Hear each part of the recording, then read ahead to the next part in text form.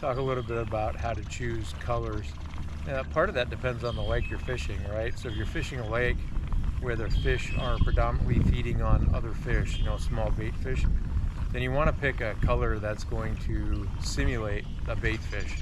A good example would be like the trigger spoon that's blue over silver, or silver or a gold color type spoon that shape and color and movement look like a fish.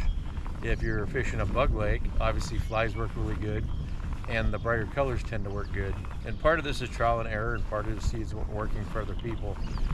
You see I use orange quite a bit and bubblegum fairly frequently, and so those are good colors, especially in lakes where they're plants.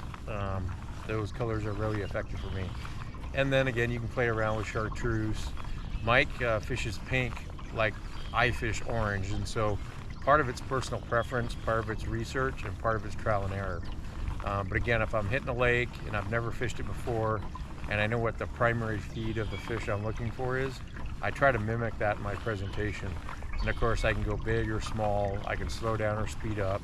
There's a number of things I can do to enhance the likelihood that I'm actually going to hook up and catch a fish.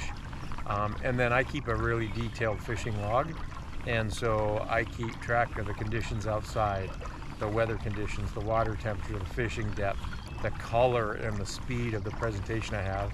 So when I return to those lakes, I can go back to my log and say, oh, pink is really good at this.